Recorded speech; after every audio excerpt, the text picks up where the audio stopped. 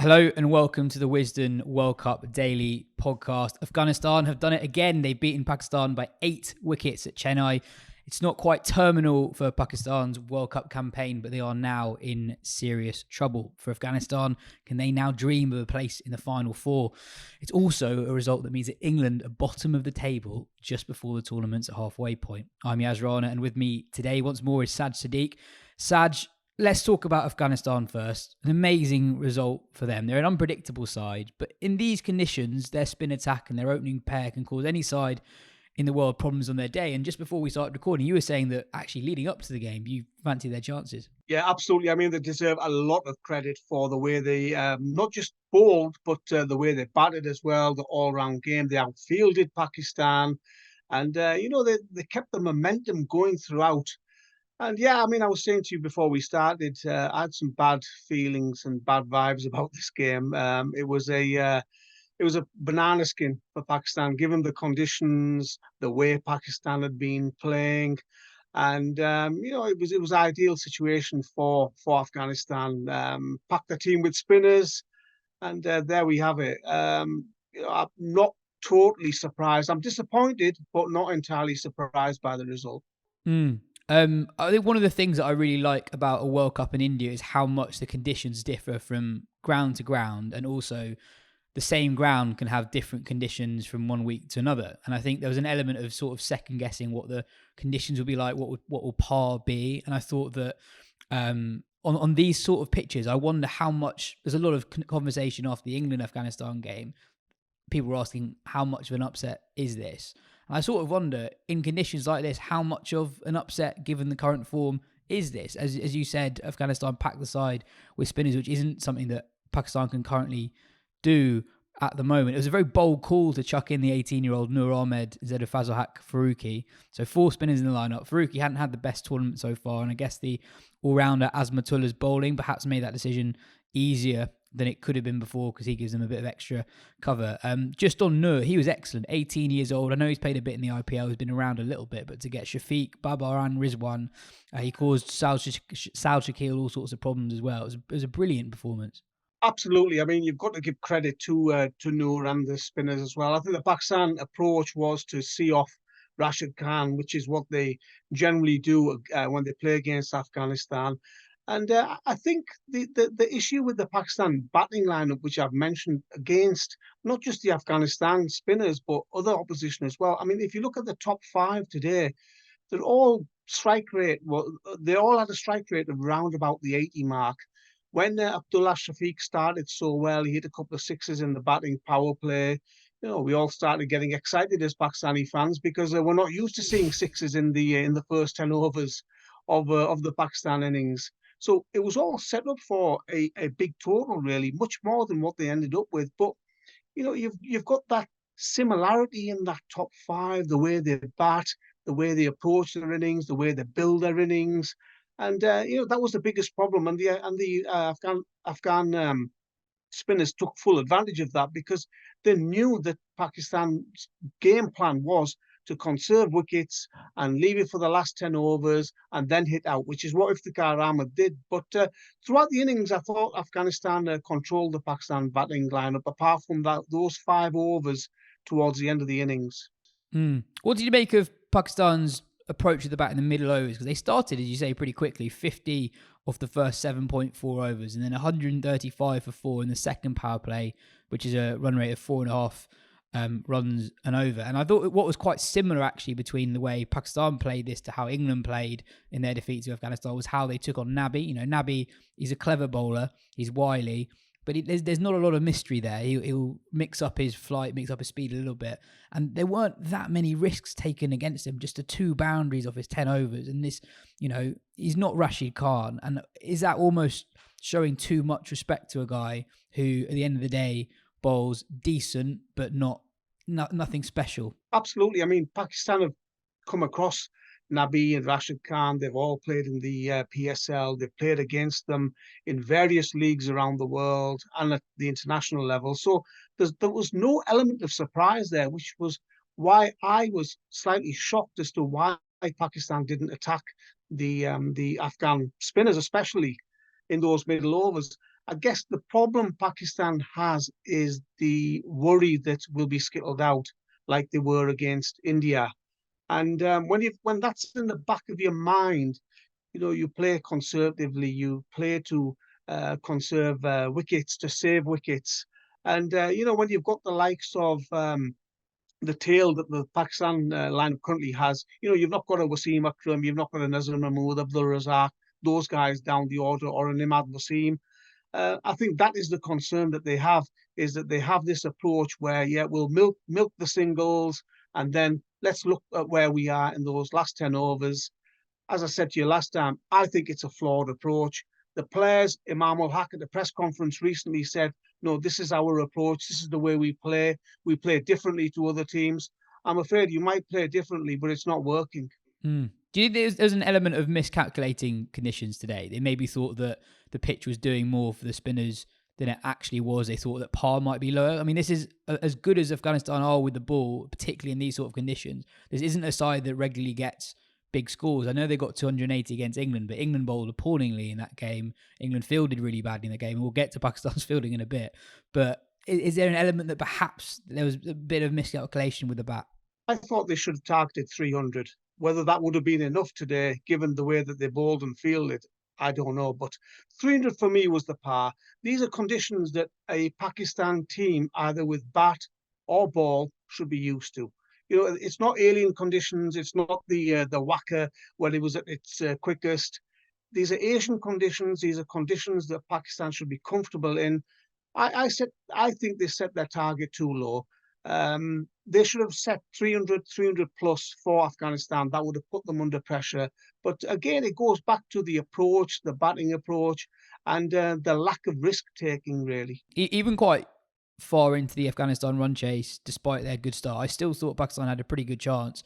Saj Rana and Gurbaz were brilliant. And, if we're looking at what the differences were between the two teams, Rahmanullah, he's such a clean hitter. He was striking at 122, and as you say, none of the Pakistan top five struck at more than 80. But you always get a feeling with Afghanistan, once you get those two, they could be in trouble. And there was a period where Afghanistan got a bit stuck. The required rate was at one point 5.41 runs and over. That went to well above 6. Hassan Ali bowled a spell where he took 1 for 14 off 5 overs. 39 for 1 was scored between the 27th and the 37th overs. But then I thought Pakistan sort of took the pressure off a little bit. There's a lot of overs of seam left. Shaheen Harris had, I think, 6 overs between them.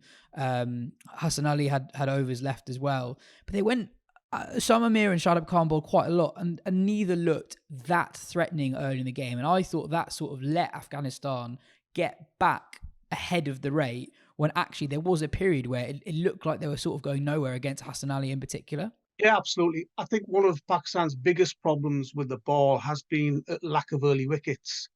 I think I did some stats earlier on, and in the first 10 overs of each of these matches, they've barely taken any wickets at all. I know they took a couple against India, but the rest of the matches, I think, one here and there. Against Australia, they didn't take a wicket. Today, they struggled as well. So those lack of early wickets has actually hampered them. They're used to, when they're playing well, Shaheen Shah Afridi taking those early wickets, and then Rauf comes in, and the opposition batters are looking to rebuild the innings almost. But, when you've not taken early wickets, you're in trouble. They played 2 leg spinners today because Nawaz was apparently not well. This seems to be a regular thing with Pakistan cricket at the moment. When somebody gets dropped, they say, oh, he's not well. Probably don't want to hurt their feelings. But, it's a situation where the Pakistani spinners exerted no pressure at all on the Afghan batters. And if you're comparing not only the fielding, the bowling, the running between the wickets was a key difference, I thought. The Pakistani batters rarely put the Afghan fielders under pressure, whereas the Afghan batters were looking for those quick singles, looking to turn those ones into twos. And, the Pakistan fielders out there, they were panicking. You're right about the running between the wickets. There was an interesting interview with Saj Rana after the game. He scored 87. Him and Ramanullah are an amazing pair. They're the same age. They've been playing age group cricket together since they were 15, 16. And I think as a pair, they complement each other really well. Ramanullah is such a good ball striker, and Zadran's more of an accumulator. We've got to talk about the fielding. At times, it was appalling. Overthrows, misfields galore. I thought from the outside of the last couple of years that this Pakistan side's a bit different. There's been quite a big regeneration of who the players actually are. You know, got this new core of Babar, Shaheen, Shadab, Rizwan, who don't have that many old tournament scars. This felt like a very old Pakistan World Cup performance. You know, this side has actually had two very good T20 World Cup campaigns. I know they've been inconsistent, but on the whole, reasonably successful. Big win over India in 2021, getting to the final in 2022. What do you think? Why do you think they feel so badly sometimes? Because it shouldn't happen at this level. Yeah, it wasn't just the fielding, yes. I thought the body language Yeah. coupled with the fielding out there was appalling.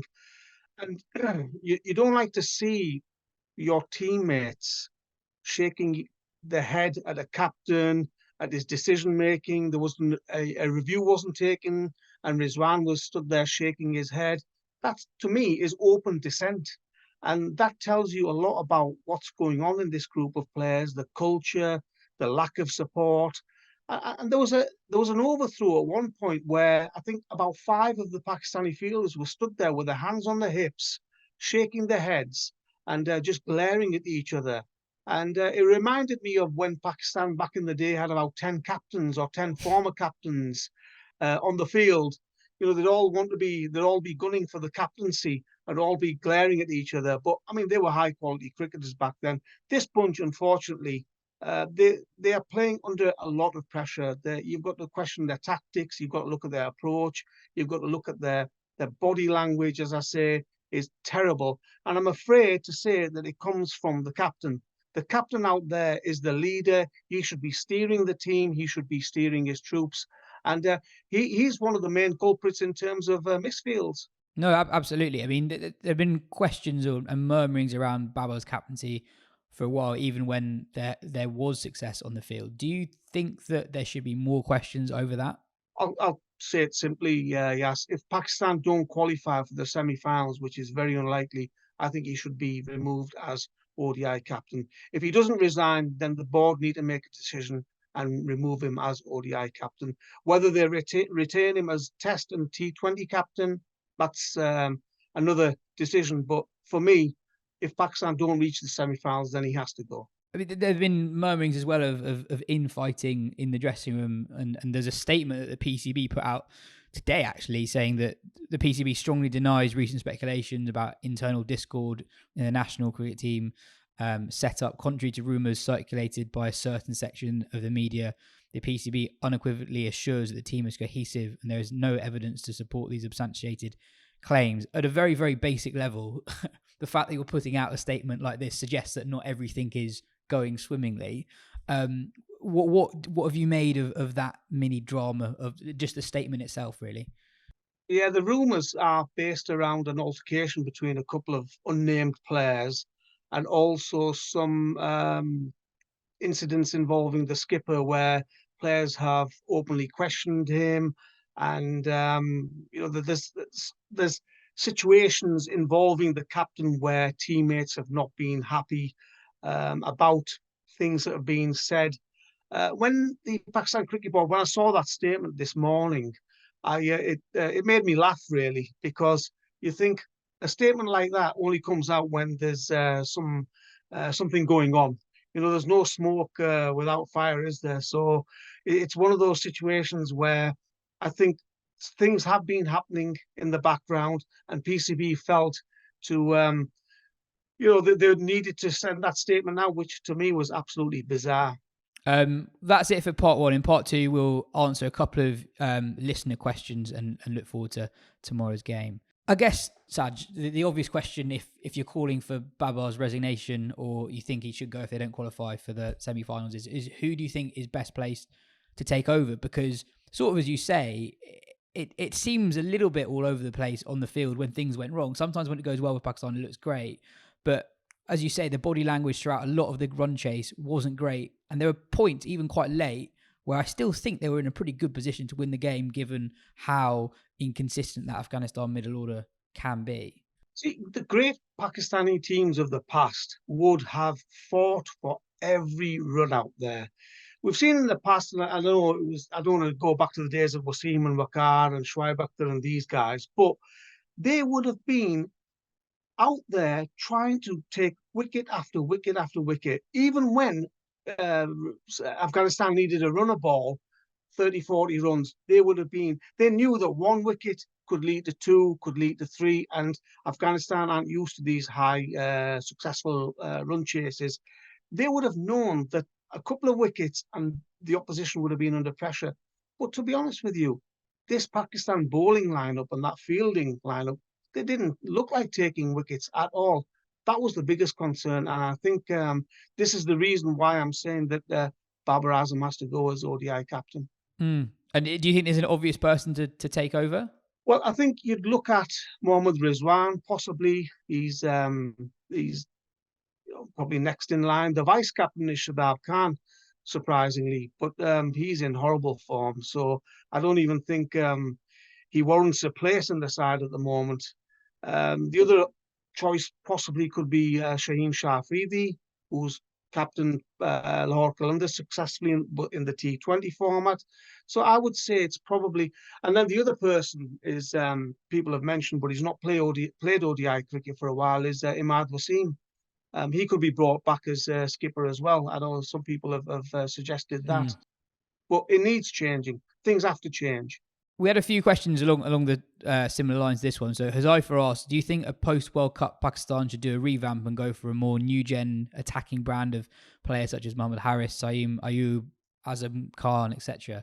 We had a few people asking if this campaign goes really quite badly for Pakistan, and it's threatening to do that at the moment.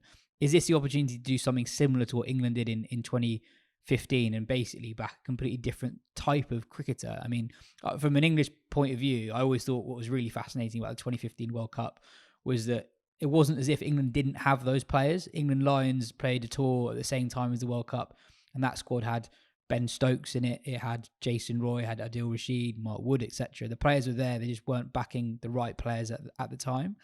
Do you think that that is something that Pakistan could do? We talked about Saj Sadiq, for example, when you were last on. He's quite an interesting case in that this is the guy who's the test match number 5, who never plays he's never played a PSL game, yet he's batting number 5 for Pakistan in a World Cup. Do you think that this could be the opportunity for quite a significant rebrand of white ball cricket in Pakistan? I think it does need a rebrand, but not a complete overhaul. I think the bowlers, you look at Shaheen Shafidi, Haris Rauf, and Naseem Shah. I know Haris hasn't had a great tournament, but you've got 3 high quality pacers there. Pakistan needs a wicket taking spinner. Their spinners at the moment are too defensive. I think the batters that you've mentioned, I'd like to see the likes of Mohammad Haris given a chance. I'd like to see the likes of Saim Ayub given a chance as well.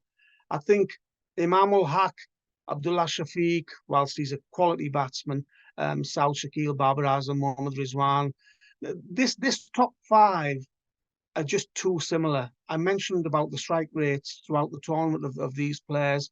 You cannot win a tournament with strike rates around the 70 or 80 mark in each innings. I know Saud Shakil had a decent innings in one of the matches, and I know Pakistan chased down a high total against Sri Lanka, but week after week, match after match, you're not going to win many matches with that top 5.